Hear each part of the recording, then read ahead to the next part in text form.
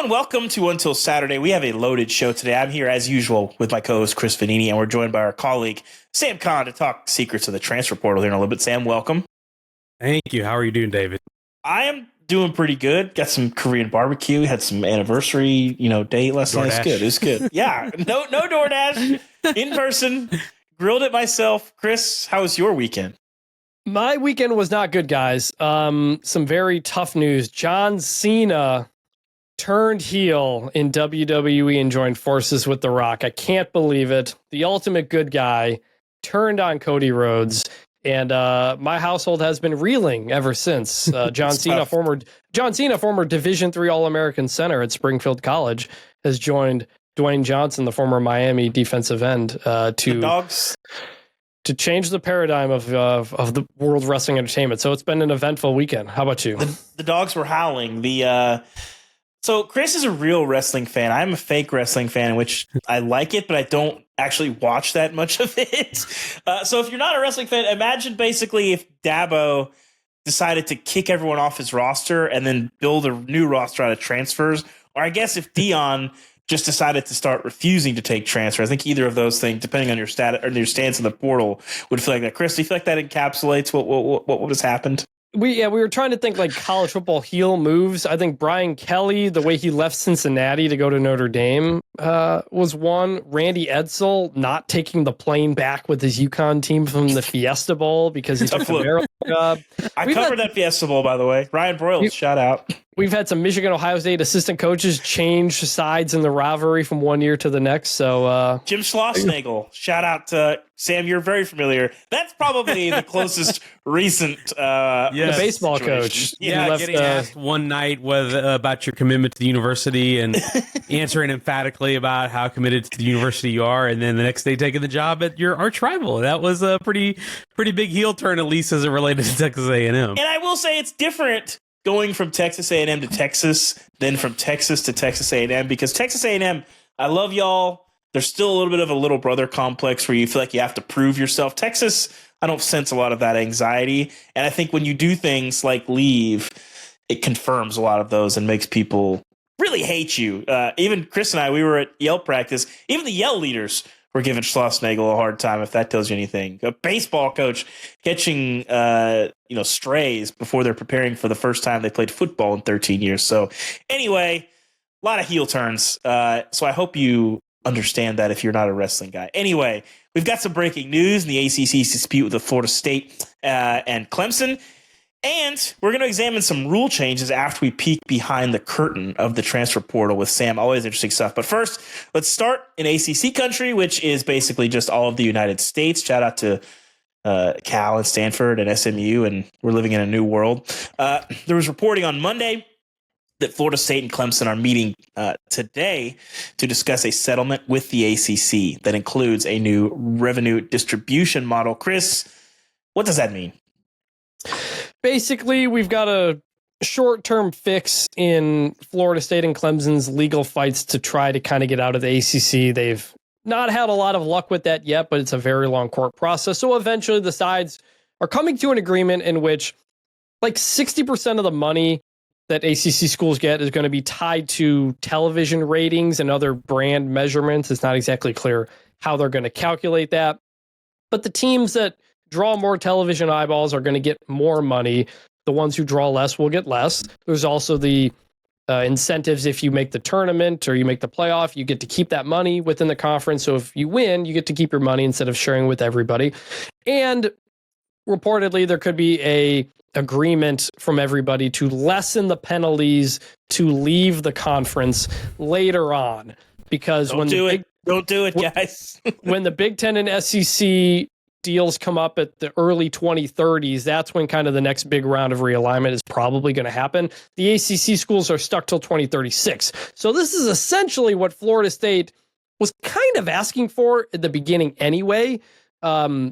Easier to get out later, get some more money now. The ACC will be stable for the next 5 or so years, and everybody will move on, pretend to play nice for a couple of years. Dave, if this sounds familiar, oh, yes. If this sounds familiar to any college football fans, it's because this has happened before. The Big 12, about a decade plus ago, did this, where Texas and Oklahoma got more money for having better TV ratings. Dave, you were in the thick of that, covering that. Very much so. Can you tell me how that went and how it turned out? Well, so you start, Colorado sort of leaves, just sort of, it's its own thing. But Texas A&M and Nebraska and Missouri are kind of looking elsewhere. Obviously, Nebraska and Missouri are the first ones, or Nebraska's the first ones off the boat there with Colorado, and then Texas A&M and Missouri follow suit in the SEC later. And you're sitting there with the Big 12, and you have these two outsized brands with the rest of the league. Pejoratively, people like to call it the Big 2 and the Little 8. And as long as that arrangement was there, where Texas and Oklahoma were way more valuable than every other team in the conference, they were always going to be looking kind of side-eye and not trusting them, because everybody in the Big 12 kind of knew, hey, if they get a ticket to the Big 10 or the SEC, like, they're going to screw us. And lo and behold, guess what happened a few years later? The opportunity for Oklahoma and Texas to leave for the SEC happened, and they took it and broke apart some rivalries and made people mad, and now we don't have Bedlam and all these things. The ACC, in a pretty similar position, not quite as clear, where you have Florida State and Clemson, sitting there. They've been on the field more valuable, but, depending on and who you talk to, the value of North Carolina is something that is, not really, doesn't really have an analogy to the Big 12, back in the day. So it's going to be uncomfortable. There's going to be a lot of mistrust, distrust. It's good to write about, not good to be an administrator or an athletic director or a coach in the league. But yeah, we're going to get 5 years of, lowering the heat from a boil to a simmer, I suppose. It would be how I'd put it. And I am curious how you calculate this. I don't think it's been determined, because I think ESPN noted that Georgia Tech actually had the highest ratings for the ACC last year, because they had the week 0 game with Florida State. They had the Georgia game that goes to 8 overtimes. The ACC network is not a rated television network. So, like, how do you calculate that? SMU Pitt was a ranked versus ranked game on ACC network. So very curious how they're going to kind of figure that out. But the hope is you could get, perhaps 10 to 15 million more if you're like top achieving in the ACC, and that'll get you closer to the Big 10 SEC for now. But again, we'll probably have these realignment fights in, 4 or 5 years. Yeah, we'll see you then. Let's get to the portal. Sam, you and our colleague Antonio Morales spoke to 13 insiders. That includes 2 head coaches, 4 GMs, bunch of position coaches, and directors of recruiting. First of all, Sam, you gotta tap me for this. I can help you out with some of this stuff next time. But you guys just talked to them about, hey, what went down in the portal? How was it? How'd it go? And you came away with a lot of different takeaways from this. Let's start with the money. Obviously, it's a thing that people are interested in. What stood out to you in terms of the going rate for certain positions, as the market is sort of settling, but then you have the House settlement, which is sort of boosting some of this market? What did the money look like in the portal this year? Yeah, one of the questions we asked every staffer or coach that we talked to was, based on what you know, what's the going rate for a starting caliber player at your position? If you were a position coach, if you were a head coach or general manager, obviously we asked for a wide cross section. But what stood out to me the most was how wide the variance was depending on who you talk to. Because I had one coach tell me that edge rushers may be 250 to 300,000. Then I had another guy say, well, I heard the market for edge rushers was going up to $1 million. We had, one coach who said you could get a good offensive tackle for 500,000. On the other hand, there is a tackle that went in the portal this last cycle for, I believe, 1.5 million is what I was told. So you're talking about a very, very wide gap between what we consider a baseline and what the top end guys may get. And I think that illustrates how messy and unorganized the market still is. It's not like the pros where you have Sport Track or you have a database where you can look at everybody's salary. This is all a guessing game, and the wide range of numbers that we got indicate that it's still a guessing game. The one area that we saw consistency is quarterback. Is we asked if you are getting a solid power 4 starting quarterback out of the portal, baseline you're looking at about $1 million. That was pretty consistent to almost everyone. It's just different because everybody's budget's different and everybody's need is different. And, the needs sort of translate to the NFL, but the budget, there's obviously a salary cap, but, what Ohio State and Oregon and Georgia and, Alabama are going to spend is going to be different than what Wake Forest and NC State can spend. It's just what it is. This was also a different every year, like we've always been thinking that the market will settle, and we'll kind of figure out what everybody's worth. The market has never settled because the environment has changed every year. Suddenly, initially, you didn't have unlimited transfers. Then you did. Then you have JUCO players who can suddenly get an extra year. Then you've got the house settlement coming, where now a lot of this is going to kind of go in-house under the school, the revenue sharing, assuming the house settlement passes, in which case a lot of the collectives are like, we got to dump everything now. Yeah, the money guns were firing. That's why there was players who weren't as good were getting more money in this cycle than previous cycles because everybody kind of had to let it all out there and get it done before the house settlement goes into effect. So everybody's kind of still figuring this stuff out.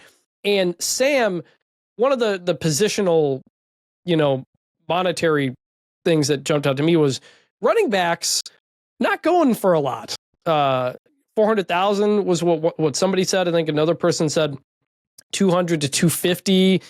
While receivers are going for 800 to $1 million, and that really matches with the NFL, where running backs are generally underpaid. You look at what Saquon Barkley's making compared to some other guys. Even after coming a year in which running backs dominated college football this past year, Ashton Jeanty, Cam Scadaboo, Caleb Johnson, all this stuff. Like, what's the sense you got from the position running backs are in and how schools are viewing that value? I think part of that is this cycle in the portal. It wasn't chock full of great plug and play starting running backs. It was from all the personnel directors I talked to, it seemed to be the market was not flooded with a lot of good ones. So you're not going to pay as much. Also, if you're going to have a rotation, which a lot of programs do, a lot of programs don't necessarily have a guy that you're handing the ball 20 times to.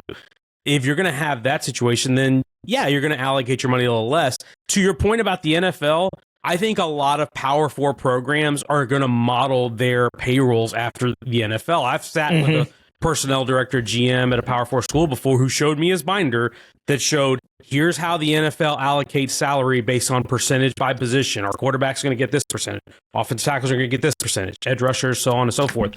They're going to mirror that to the NFL because they're taking advice on how to manage a payroll from the people who've been doing it for years and years and years.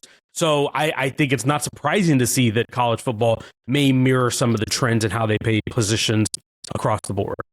To me, I think, in conversations that I've had with people, the thing that jumped out to me, the story of the portal this year, and I don't really want to use Penn State as the example because they're sort of their own thing, but the fact that there wasn't a ton of talent in the portal, it was a very down year for the portal, not a coincidence, not cyclical. I think schools are just figuring out, hey, we're better off paying to keep our guys. Maybe you spend a premium on the guy you have because I'd rather overpay for the devil that you know, and that devil also has spent 2 years in your system and knows what you're doing, or maybe spend a little bit less, or maybe not pay as much on the market for the devil that you don't know. And I think people are realizing how risky that proposition is, and that the portal is not a fix-all. Maybe it gets people excited, and hey, we got this new player. We haven't figured out why we don't like this guy yet. He's limitless potential, and they're figuring out. Not everybody, but it's what people used to say for JUCO players, right? JUCO for a reason. Most guys are in the portal for a reason, and if they're not, they probably already know where they're going. So I think you saw, that was to me the story of the portal this year, is that schools know, hey, it's a better use of our money to just pay to keep our guys. And that keeps really good talent out of the portal. Ubben, you and I talked to coaches at the coaches convention about the portal, and they were like, yeah, I got a guy in and this guy's crazy. I never... I forgot about that. Yeah. Coach, I'd never met this kid before. Some of them are like, I have to have recruited this guy before. Otherwise, if I don't know him, I don't know what I'm getting. So it's going to be, that's weird. Sam, one of my favorite answers from this whole story you guys did, coach number 7 says, quote, an agent, I wasn't even sure if I was going to take his guy, but he said, quote, now you need to think outside the box like crypto and gold bars, end quote. I was thinking, what the hell is crypto? Listen, if we're talking about gold bars, college football is long gone at that point. We are we're in full on, post-apocalyptic if gold bars are having that much value. What was that? I had this conversation, I think it was with Antonio. You know who the player, if we could rewind this era, about 35 years, which player would have been asking for this in the portal or in his recruitment? Deion Sanders, baby. You know, Deion would have asked for some gold bars. He would have absolutely asked for some gold bars in his recruitment. And then done a photo shoot where he was just like sitting in front of holding the gold bars. Yeah. Look, and then I saw his crypto, whichever currency that he chooses in his T-shirt on. You know, Prime coin, baby, get it now. That's right. That's right. That's a good Prime point. coin. I love it. I'm surprised we don't have a Prime coin. Actually, funny timing. Literally yesterday, I saw a story. I think the guy who's like in charge of crypto for the White House right now is a former NC State player who played in the Bitcoin Bowl back in the day in St. Petersburg before it was the Bad Boy Mowers or whatever. So you never know where these things come from. My second favorite answer for both, this is for both of you guys. There was an ask from a player to a coach in this negotiation. Player wanted babysitting. Now, both of you have kids. I need to know, how valuable is that to you? Is babysitting a good ask in a negotiation? Very. Absolutely. Very. Yes. I will say, some of my friends have said the best life hack you can have is having capable grandparents nearby. We do not have that. We spent about $12,000 on childcare last year. Sam, your kid's a little bit older, so you got school. It's not great. What did you think when you heard that quote? This is a real job consideration. This tells me that this person is thinking ahead because childcare is very expensive. So I would absolutely have career decisions influence if one employer was offering babysitting and one employer was not, or if one employer was offering better parental leave or some type of way to help with childcare. That absolutely would be a consideration. So as silly as it sounds, I think it's actually pretty prudent planning by this recruit who demanded this or asked for this in his negotiation for his NIL package. Just smart. Absolutely. That's all I have to say. We have Coach 12 had some thoughts. They were asking about the total budget, and he said, well, I think like 13 to 15 million. As long as everyone's working within the rules and not going outside the cap, it's hard to get much more than that. I assume this coach is 19 years old. Is that accurate? And he's never coached the SEC before. Some news for Coach 12. It's going to be higher than that. You did have some people in the story who said, if you're not spending 20 million, you're not winning a national championship. You know, that's what Ohio State, that's what Oregon are spending. And yes, the House revenue cap, the House settlement revenue cap will be 13 to 15, depending on kind of how schools do it. Yeah. But that's only for stuff within the school. Players can still do NIL deals, and they may have to kind of go through a clearinghouse. It gets approved by this third-party Deloitte. Clearinghouse. I'm using air quotes. Clearinghouse. Yeah, but schools, the biggest schools are going to be spending a lot more than $13 to $15 million. And it seemed like, Sam, a number of the people you guys talked to recognize that. Yeah, it seemed to be pretty common that the trend for the Power 4 schools is going to be to max out or close to max out, probably in the 15 to 17 million range, because that 20.5 million that you're going to be allowed from the House settlement is going to be across all sports, which I think most schools are going to allocate most of that to football. So you're probably looking in that 15 to 17 million range. But if you are a program that's trying to win your conference or compete for national championship, you're probably going to need to max out plus get what we call true NIL, which is what we thought NIL was at the start, which is actual endorsement deals that are supposed to go through this clearinghouse or what have you. So here's my question for you guys is, once this goes into effect, and if we do have true NIL going through the clearinghouse and they do have to get approved for over $600 or whatever these deals are we bringing the bagman back? Are we bringing back the era of dropping cash? No, they're going to bring the lawyer back, because you can't, again, this goes back to the basic of NIL, where like, because I've talked to a bunch of people at collectives about the whole concept of a clearinghouse, and they're not willing to say it out loud, but everyone that I've talked to is laughing behind the clearinghouse's back, because you can't, market value is what someone's willing to pay for you. You can't say, well, this is above market value. Says who? Let's take it to court. You're going to win. So like the clearinghouse, like, I don't even know what the clearinghouse is going to do or what they think they're going to enforce. It's silly to me. I when I heard about it, I laughed. And then the more I've talked to collective people, they are feeling the same way of just like, we're not going to be the ones to rip them publicly, but like, we're not worried about no clearinghouse. The first time some Tennessee deal gets denied by the clearinghouse, the attorney general is going to jump in and file some lawsuit, and it's going to be going to lose. It's probably not going to go well. So we'll see on that. One thing I want to throw in too that was interesting in that was that for the group of 5 schools, that number is going to be much lower. We talked to a couple of group of 5 coaches and staffers for this, and the number for those schools in terms of total payroll for the football program, you're looking at probably $4 to $5 million is what the upper end is going to be, at least from the guys that we talked to. So and that includes a quarterback. When we talk about positional quarterbacks at the group of 5 level, if you're a good one in the portal, you may probably still get $500,000 to $800,000 if you're really, really good, if you're one of the top end G5 quarterbacks in the portal. So it's going to be interesting to see how they handle it, because all these schools are participating in this, or most of them are going to be participating, but obviously they're going to be at a different level than what we see the Power 4 schools do. But that is also why the floor rose in this most recent cycle, because all of a sudden, all these schools, North Carolina's spending like $5 million in NIL this year. It's in Bill Belichick's contract. They're going to be at 13. So if there's suddenly $7 million more from North Carolina out in the market, everybody else is doing the same, and that's why a lot of kids got a lot more money in the cycle, because everybody's floor is raising, and then ultimately the ceilings will raise as well. Sam, instead of in terms of the best overall transfer classes, you guys had a couple of schools get multiple votes. Who were the ones who kind of stuck out to you? Texas Tech and Oregon were probably across the board the ones that got the most love.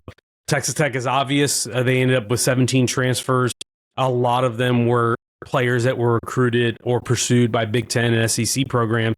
They got 3 offensive linemen, 4 defensive linemen. They got a running back, some receivers, some DBs. They went across the board and all in. James Blanchard, their GM, Cody Campbell, who had the head of their collective, and Joey McGuire, the head coach. They're trying to go all in to win the Big 12 this year. So theirs was really highly regarded. And Oregon, I think, has become one of those programs that you expect now every year to do really damage in the portal, because they have the resources, but they're obviously a program that's competing at a high level too. They're making the college football playoff. They're competing for conference championships.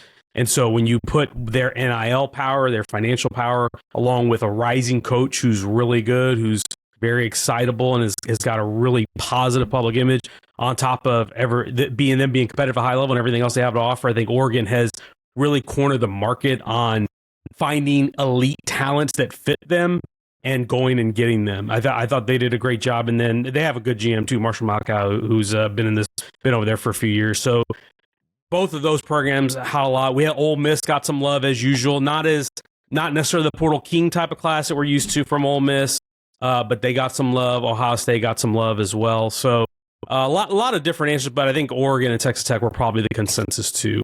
By the way, Sam, can I ride for my Matadors out in West Texas? Speaking as somebody who has literally flown into Lubbock in the middle of a haboob, which was a bit of a not the best experience I've ever had. Yikes. I'm a Lubbock guy. But listen, I think that when we've talked about Texas Tech as trying to buy their way to a Big 12 title, I've smelled a lot of side-eye skepticism. And I think people forget, despite the fact that Texas Tech has not come close to that in their existence in the Big 12, this ain't your older brother's Big 12. Mm-hmm. Like, I think Kansas State and BYU are better teams, but there's not going to be a big talent gap between Texas Tech and a Big 12 title like there was when Oklahoma was ruling the league the last year that Texas was in there. So, like, let's ease up on the Red Raiders here, because the response from most people that I saw to them spending $10+ million to try and buy their way to a Big 12 title was not fear, it was laughter. And like, come on now, y'all. Come on. Hey, they're going to be good. I think there was a lot of people saying, well, they're still going to win 7 or 8 games. But you know what? The last 3 years, they've won 8 games, 7 games, and then 8 games. They've won 23 and 16. People may laugh at that, but that's the best 3-year stretch they've had since Mike Leach was the coach. Yeah. They have not been a good program. They've also had 3 straight seasons of a winning conference record. Again, a first since Mike Leach was head coach. So this is a program that has been down, that has not been going to bowl games every year. And so Joey McGuire has raised the floor with what they have. And now they are competitive in that conference in a way that they were in that crazy tiebreaker at the end with, if there were 25 things that happened in the last week, they could have gotten in. all that to say they weren't far away from a Big 12 title berth, and their philosophy is, hey, we're getting closer. Let's go ahead and go all the way. And that's why when you have Cody Campbell, who just sold his company for $4 billion, you can use those resources to your advantage to try and buy yourself a Big 12 championship. What the real recruiting needs to be is just recruit like Jeff Bezos and Mark Zuckerberg to be fans of billionaires. That's the move. Recruit some billionaires. I tell you, the last time that Texas Tech was ranked in the AP poll was 2018. Mm-hmm. Like them in West Virginia, I think they might be the longest droughts for FBS teams to at least appear in the top 25. So like you're right, they have been down and then solid, but they haven't made that next step up. And so going all in to do it, and that is why NIL has created more parity in the sport. Texas Tech was never going to be able to get this kind of talent before this, and suddenly we're talking about them as a team to watch. It's not a coincidence that since NIL happened, you've seen the top of the sport come down a little bit, other than the Ohio States and Michigans who can keep their NFL guys from leaving. Alabama's not where they were. Georgia's not quite what they were, I don't think. And that's good for the sport. And Alabama spends big. And Nebraska gets a Dylan Raiola, #1 quarterback recruit. Like it is making things more even across the board in a way that I don't think a lot of us thought that was going to happen when NIL first started. I thought, oh, well, Alabama's got a lot of money. They'll continue to get the best players. And that's not happening. No, and I think that's not. And that's, I think, really good. I think this is the year Texas Tech does it. Obviously firing Mike Leach, complicated, controversial decision that we don't really need to get into on this show. Fans were not that pleased, but they won 9 games the year that they fired Mike Leach. Since then, they have yet to win 9 games. So, if you got a good coach, hold on to him and pay him. And that was 2009. 2009. Yes. A long time ago. So yeah. Sam, you guys asked everybody the best transfer that they didn't get. Like who's someone you wanted but didn't get. And multiple people said Eric Singleton, the receiver from Georgia Tech, goes to Auburn. What did you make of that? And Auburn's got a pretty darn good 1-2 receiving tandem here that not a lot of schools might be able to match. I think that's one of the moves because you got Cam Coleman there as well. So 5-star. What do you make of what people thought of Singleton and maybe what Auburn could do? Yeah, I'm a big fan of Cam Coleman, and you add Eric Singleton, who's a proven guy, alongside him, and you just really add some real explosiveness to the passing game there. And now you bring in Jackson Arnold, the quarterback from Oklahoma. I know it didn't go so great for him at OU last year, but when you talk to scouts and opposing coaches around the country, there was a consensus that I got that maybe Oklahoma pulled the plug on him a little too quickly. And I thought so. They didn't love how Oklahoma handled that situation. And granted, it wasn't just Jackson Arnold. They had offensive line was beat up and struggled. They had receiver injuries all over the place. Obviously fired their offensive coordinator. So I'm anxious to see what Jackson Arnold looks like. And you look at Auburn, to me, I'm bullish on them. I think they're a team that actually can get back to being, I don't want to say SEC title contender, but I think they can be a team that wins 8 or 9 games this year and gets back to being relevant under Hugh Freeze because of the talent that they brought in the portal. They're recruiting really well. I think they're starting to put together a roster that I think is pretty good. But Singleton was, I think, by consensus, when you talk to guys in the sport and in the portal, top receiver in the portal, very highly coveted. There's a lot of programs that would love to have him that weren't even in the mix. But he was definitely the class of that group. I'm with you on Auburn. What did you make of the quarterback market? Certainly leaner than we have seen. And the money was sort of, you feel like guys are getting overpaid relative to what they've done. Some of that gets stacked up with guys that have more years. But when you talk to people about this year's portal quarterback market, there was not necessarily a Riley Leonard, but there was some guys in there. What did you make of what we saw from quarterback movement there? Yeah, not as sexy a class, so to speak, at quarterback. Again, goes back to what we've been talking about, the retention. All this money that these programs are throwing around, they're throwing it to retain players and keep the guys they want. So some of the rumor names that you would have heard in the underground that you thought might get in didn't. But a lot of support and applause for John Mateer, the Washington State transfer who ended up at Oklahoma, who followed Ben Arbuckle over there. A lot of people are bullish on him, not only because of his skill set, he's a great dual threat quarterback, but also because he's going to be working in the offense that he worked in at Washington State. And I think that's a really effective way to import a quarterback, is to also bring his offense with him. Carson Beck, obviously a lot of love, but questions about the injury. What's the recovery look like? What's he going to look like if and when he gets to 100%? And then you got a few others. Obviously, Darian Mensah, really high profile transfer from Tulane over to Duke. Mm-hmm. Lots of love for Mensah. And a little bit of love for Chandler Morris, the quarterback in North Texas, who's bounced around. He's been to Oklahoma. Yeah, revival for Chandler. Yeah, been in North Texas. So he got a lot of love as well. So I think it's going to be, he ended up at Virginia. So it's going to be interesting to see how some of these guys fit. Me personally, of all these guys, I was the biggest fan of Mateer, but I also am really intrigued, and I'd love to hear your opinion, Dave, on Caden Salter going from Liberty to Colorado. Mm-hmm. They got the 5-star in Juju Lewis, but they're going to need some time to get him ready. I think Caden Salter, who's got 1 year of eligibility left, is a really good bridge option for Colorado in the interim. Here's what you think. I love the move. I think it's really smart. So I just think it's tough when you bring a 5-star quarterback at a place that is not a traditional winner. That's a really hard place to be. There's so much expectation on you. People don't understand how hard that is. And it's just like, we got to win right away. You need to be like a deity right away. And that's just hard to do. And it's not realistic in a lot of cases. Sometimes a guy walks in and he is Superman. More often than not, he is not. It takes a little bit of time. So I like that bridge option there for sure. And I think we're going to see probably both of those guys play for sure. There were 2 other quarterbacks mentioned, that moves that I just kind of missed because a lot's going on in December. Anthony Calandria from Virginia to UNLV. He's going to play for Dan Mullen, Captain Chaos. When he was at Virginia, he was a lot of fun. That could be really interesting. And then the other one of the best names in college football, Maverick McIver. Oh yes, one-time Texas Tech player. Yeah. Yes, from Abilene Christian to Western Kentucky. And he put up like 500 yards against Texas Tech last year or something like that. He had a really big game.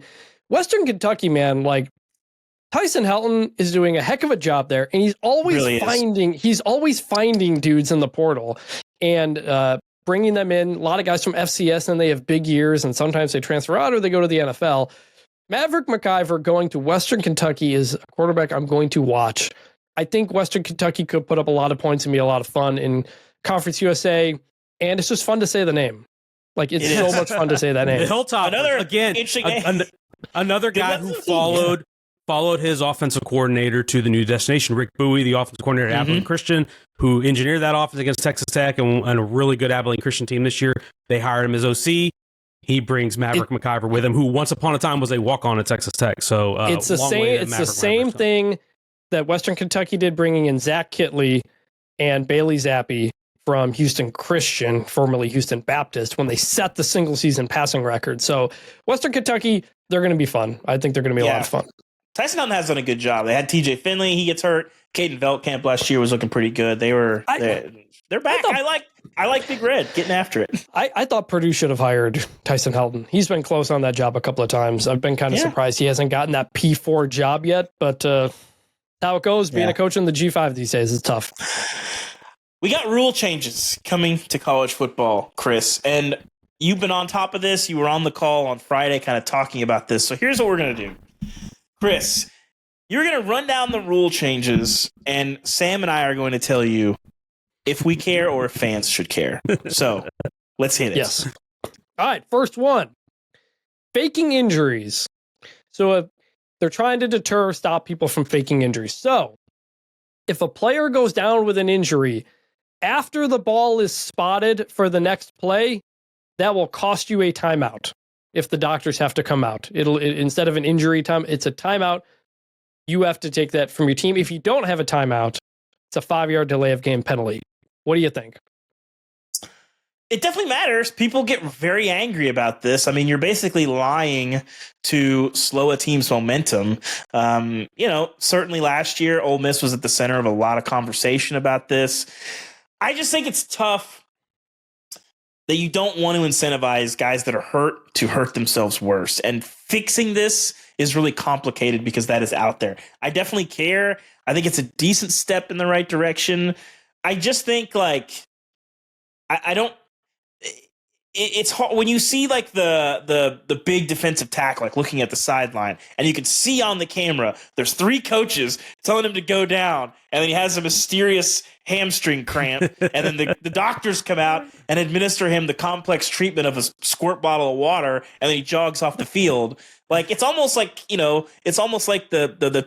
targeting thing where people want like graded targeting. I almost feel like there should be like a graded issue for like faking injuries, and almost like in the NBA, where like the official can like, hey, we're going to issue a technical foul for flopping.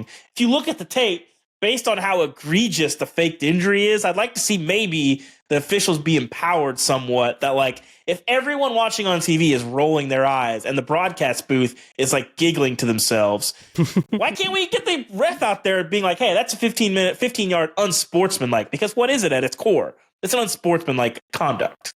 Sam, do you care about this change? I do, and I do think it's tricky in how you implement it. I do wish we could get the international soccer magic spray and just, and then we could just keep guys moving on. But no, safety is really important in this discussion. So, like Dave said, I don't want guys out there to force themselves to keep going if they cannot, in fear of this situation going on. My question is one of the proposals that I had heard was from fans, or at least observers, was, could you have that player sit out the rest of the drive? I'm curious, Chris, was there pushback on that from a coach's standpoint, or is that just too difficult or too far a road to cross? So that was proposed by the AFCA to the committee. I did a story on it a couple weeks ago, and there was concern about the quarterbacks, what happens. And so they thought maybe if you have the green dot for the helmet communication, maybe they're exempt. Ultimately, it came down to what Dave said, which was they don't want an actually injured player to play through it because they're worried about missing the whole drive for a cramp or something like that. And so it is a tough spot. I will say, Kirby Smart and the people on the rules committee said the most egregious fake injury violations on tape come after the ball is spotted for the next play. So they hope that this will stop the most egregious ones. We will see. Also, coaches and people can get fined for the faking injuries if it's ruled that look pretty fake. Nobody will say it publicly. They won't reveal it publicly. They don't announce it publicly. They should. I asked Steve Shaw, I said, hey, was anybody in the SEC fined over that? And he's like, I'm not going to tell you. You're going to have to ask the SEC about that. So, all right. Another rule change. Beginning in the 3rd overtime and beyond, you get 1 total timeout. No longer getting 1 timeout per overtime after the 3rd. What do you guys think? Must. Love it. Yeah. Gotta have it. After the Georgia Tech game, I lost and I was watching that with my family, and my wife and kids were watching it with us, and at one point my wife was like, how many times are they going to call timeout? Yeah. And I totally understood and agreed. It's a little bit much. I covered the 7 overtime game between Texas A&M and LSU in 2018, which of course brought us these horrid overtime rules that we have now. But in that 7 overtime game, we had a lot of that. I can never forget the image of Ed Orgeron running down the sideline with the T, calling the timeout to get the timeout done before Texas A&M's latest 2-point conversion attempt. So I am a big fan of this because even in the old overtime format, the constant timeouts made the thing go longer and longer. Yes, I didn't mind having 1 timeout when you had traditional overtime. But when we're getting to the situation now where guys are lining up for the 2-point conversion. Oh, I don't like the look, or we didn't get the look we thought we would get based on the 2-point call we have. Let's call a timeout and hit reset. Can't have that. Can't have that. Love this rule change. That was Georgia Tech, but also Pitt Toledo bowl game, the USF San Jose State bowl game. They all went to 5 or 6 overtimes as well. So I think it's a change we all agree makes sense. This one, next rule, closing the Oregon loophole. So if there's under 2 minutes to play, and a defense plays with 12 people on the field, like they do the play, it's a 5-yard penalty, and the offense has the option to reset the game clock to what it was. So you can't put 12 guys out there and let the clock run down and take the penalty. If the 12th player is trying to run off the field, then there's no clock reset. But essentially codifying the Oregon situation. Is this a good change? Yeah, I think so. Because here's the thing. and Dave, you'll appreciate, both of you guys will appreciate this because you play college football 25. Dan Lanning in this situation feels like the guy who found the cheese play, and we're just going to run the cheese play during the game and use it to our advantage. So anything, yeah, I understand the strategy and I applaud him for figuring it out, but we don't need guys out there forcing 12 men on the field so you can get a stop and let clock run off the time run off the clock so that you can win a game. I don't like that at all. So yeah, I tip my cap to Dan Lanning for the coaching move, but begrudgingly, I have to admit this is probably what they needed to do. Unfortunately, I think it makes sense. Another rule change.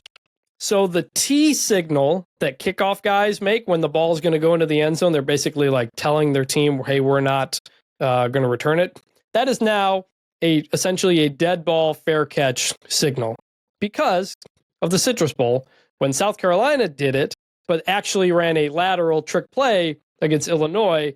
That then when Brett Bielema, a couple plays later, makes the T signal to South Carolina, that Shane Bieber and Brett Bielema start yelling at each other and kind of going off the thing. So essentially they rule it's kind of it's like a fake fair catch. You can't do it. If you do the T on the kickoff return, that is now a fair catch. You guys think that's a good change? No, here's my instinct. Anytime I see a rule change in college football, my first thought is, okay, how are they going to exploit this? Can't you just come up with a new signal for your team? Like do the prayer hands emoji or do like something slightly different that when players look back, they know what's happening and you could fake that. Like that's where I think this is going. It's like, because again, the T signal, as you mentioned, Chris, that's a signal to your team. That's not a fair catch signal. Like you could do a number of things. So I think what's going to happen is somebody is going to exploit this in the future with a different signal that's not the T, and then eventually is going to abuse that because this ain't my first rodeo, and this is how college football works. What was wrong with the fair catch signal initially? Why is that? Well, that's a fair catch signal, but the T is not a signal. It's like it's telling your team. It's not a signal to the ref. Then we don't need to be adding rules about it. Then it's communication to your team. If they got tricked, that's their bad. They need to scout better, be better prepared. My take is Brett Bielema and Shane Beamer yelling at each other was one of the highlights of bowl season. And anything that takes that away is unfortunate. I want more coaches fighting. How about this? We let them fight. Yes. Winner of the fight gets to choose what we do with the rule. How about that? I love it. Okay, love that.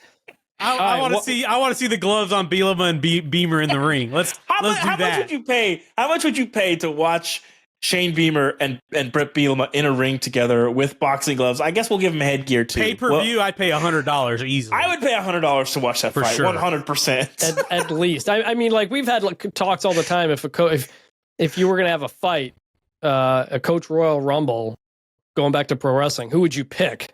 I think I'd pick Luke Fickell, former wrestler, really good wrestler, like actual amateur wrestler, not professional wrestling.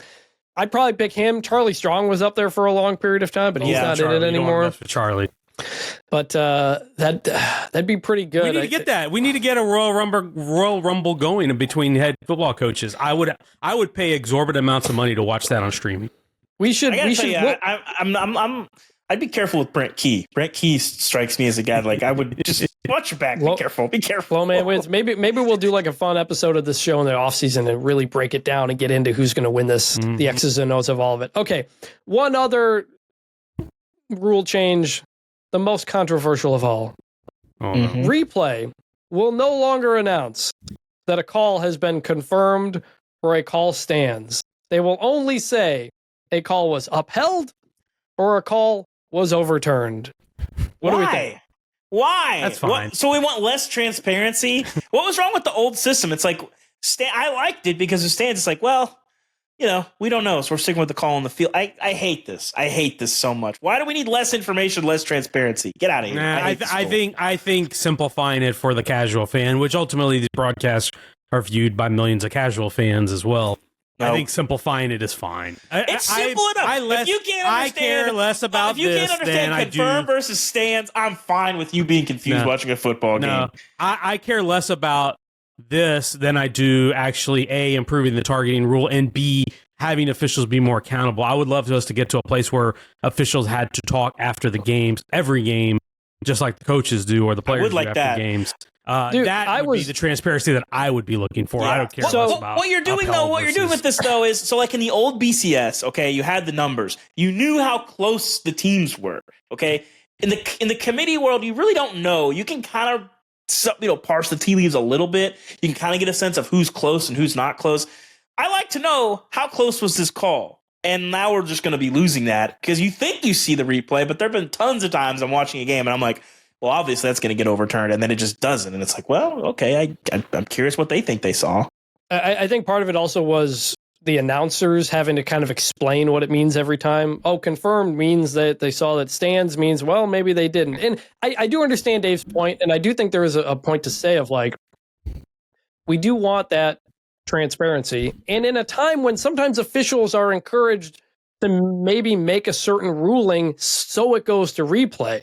There is a concern that officials are leaning too much on replay, and that's where the initial call matters so much. So we will see about that. But to your point, Sam, I was at the Texas-Georgia game when all the garbage is thrown on the field and they overturn the call.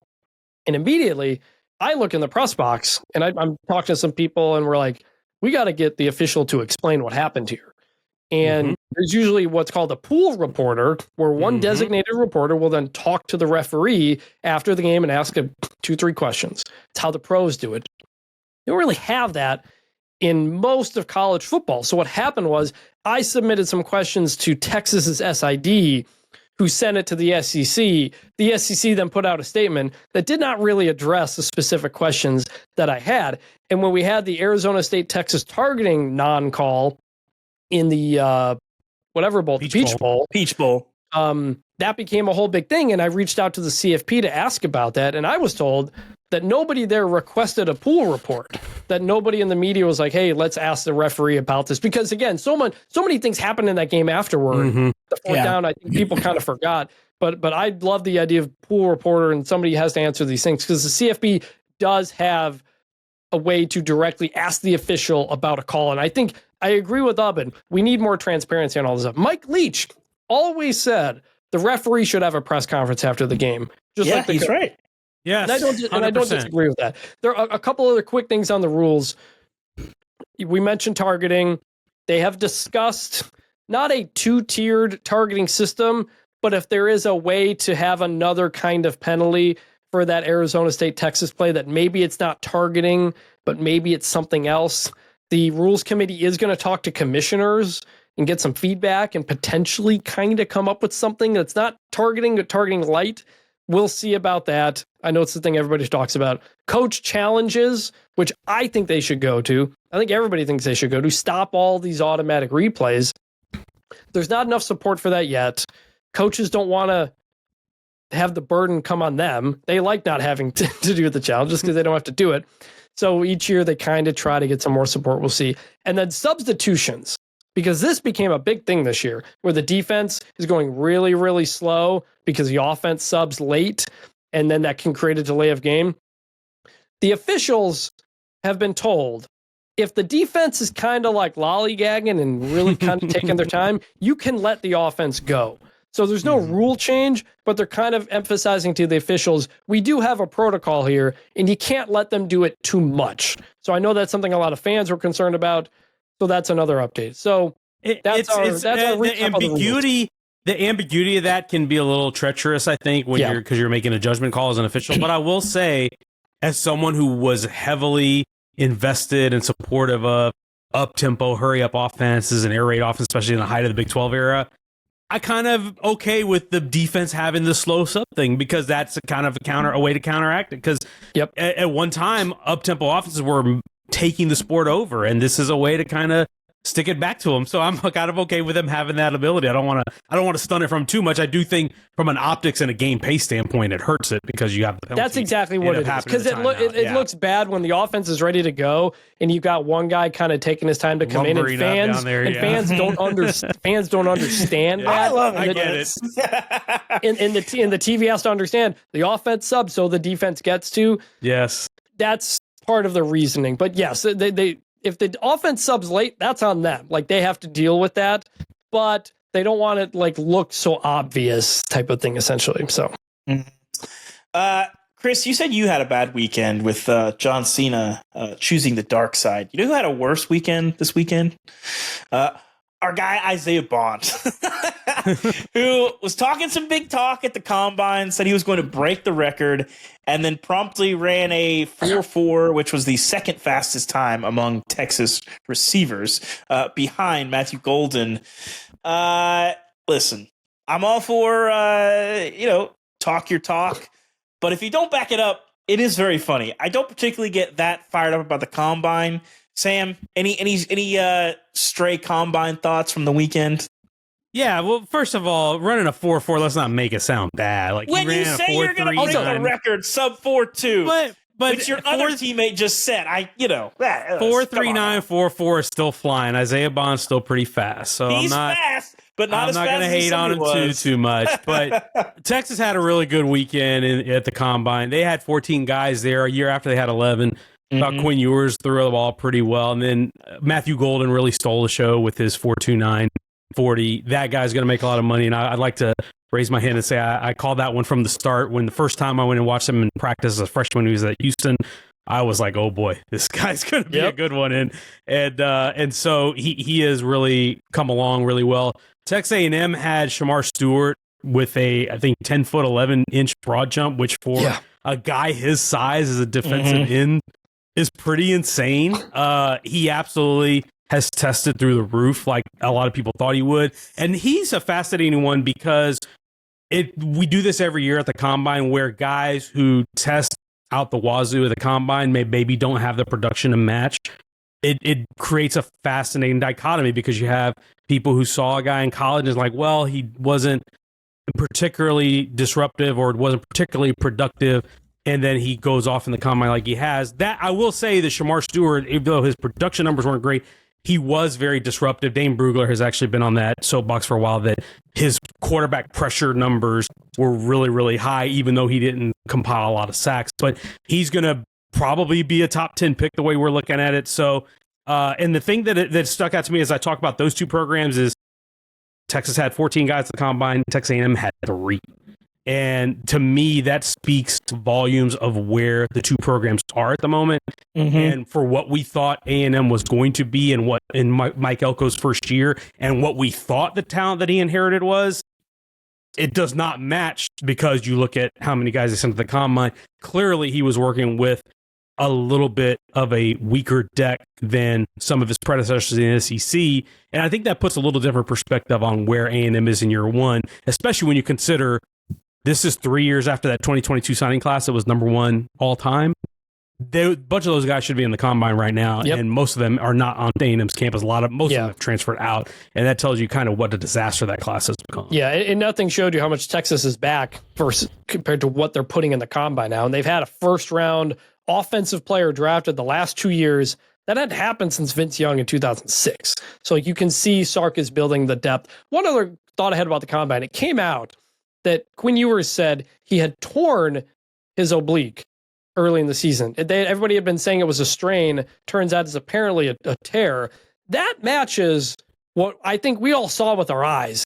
He was never the same player after that injury against, was it UTSA or something like that? Yes. Because I covered the Michigan game, and he was driving the ball down in a really good way, and he never got that back. Yes, he had the ankle injury and stuff later, but I do think Quinn Ewers clearly seemed to be dealing with more injury stuff than we thought at the time, and it kind of matches what I had felt all along. That oblique still had to be bothering him. Clearly it did, and he had a good day throwing, so hopefully the rest of the draft process goes well.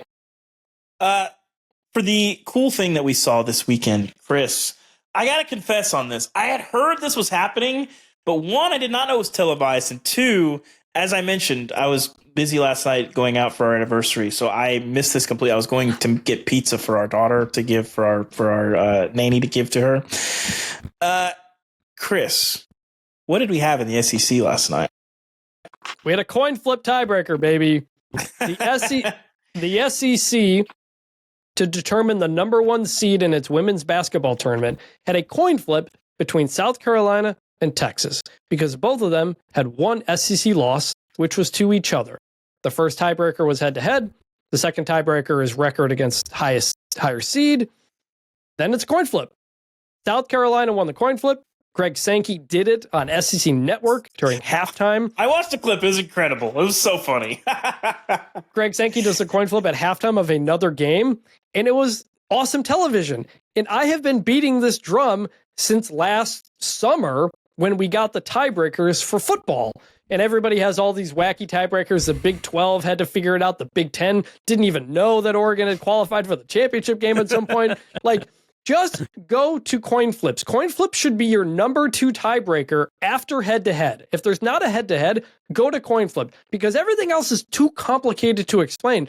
Well, your record against this number of teams and this, and if you move them down, if this team doesn't, it's too weird. If they didn't play head-to-head, go to coin flip. Everybody can understand it. It makes for great television. It was maybe the best scene from Friday Night Lights. Great movie. They had the coin flip to get into the playoffs. Like, I'm glad the SEC did this. Spoiler alert, by the way. It was fun to watch. I'm glad the SEC did this. It was fun to watch. Movies that are 35 years old.